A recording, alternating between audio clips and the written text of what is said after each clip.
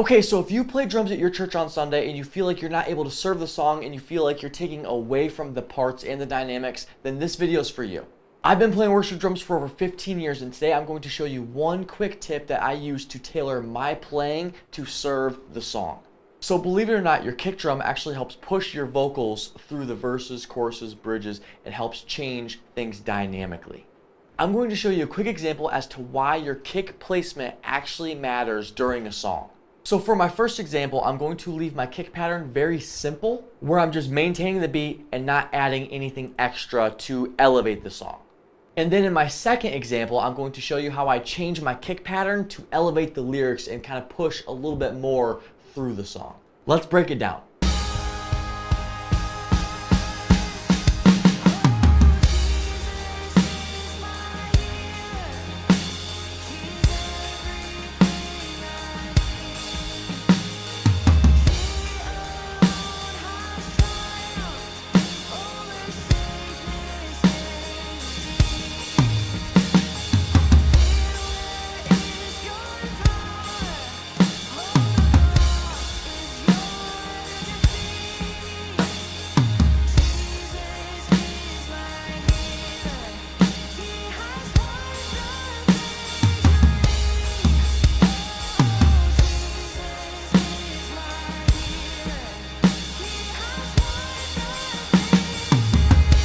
Okay, so although that first example isn't bad, following the less is more structure, I do think it's also important to note that adding a few extra hits on your kick drum can help drive those lyrics down further. So very similar to a bass guitar, your kick drum also has that kind of lower dynamics, so it does help build on the lower end and push those lyrics a little bit further. So to help push these dynamics a little bit more, I'm going to add an extra kick on certain syllables. Let me explain. So if you pull up the lyrics in that chorus, you'll see words like Jesus, healer, triumph, disease, sickness, power. And what all those words have in common is they have two syllables.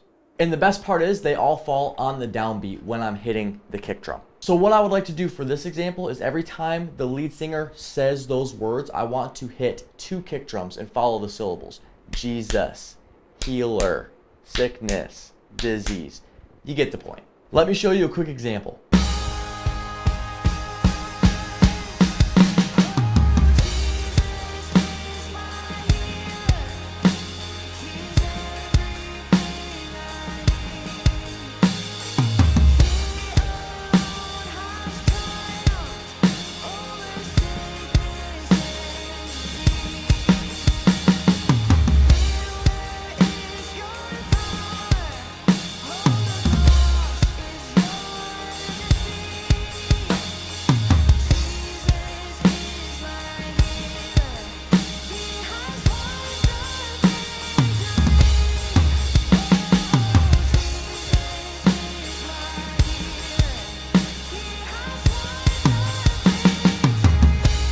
Okay, so as you've probably noticed, the lyrics actually got pushed a little bit harder through those transitions when they're saying those specific words. So the cool thing about this is not the only worship song that does that. And as a matter of fact, the majority of your worship songs are like this, which means you can structure your kick patterns based off of the lyrics of whatever song you're playing. Now, it's not just for your foot. You can actually do the same technique with your hands. Okay, so again, let me show you two examples on how you can apply this with your hands as well. Let's skip forward to the bridge, and for our first example, I'm just going to play a basic tom groove, and I'm not going to serve or add to the lyrics.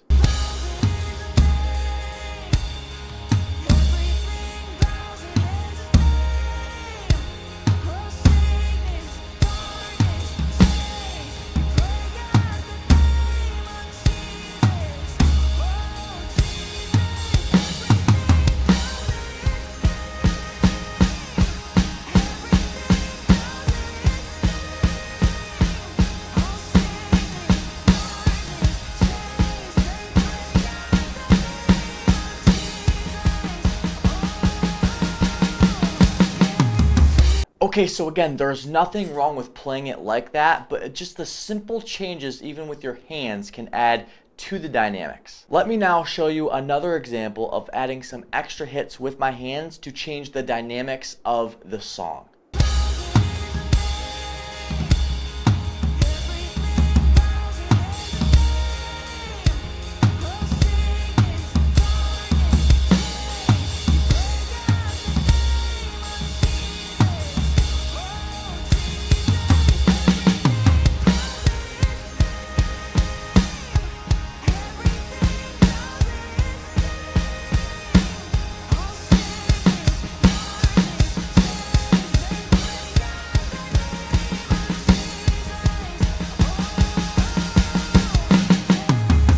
Okay, so as you can see, the dynamics changed significantly just by adding a few extra hits on my hands. If you take these two concepts and apply it to your drumming at your church, you will see a significant change in the dynamics of the room.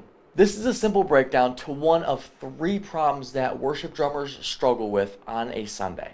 And if you would like to see the other 2 problems, click over here and I'll see you over there.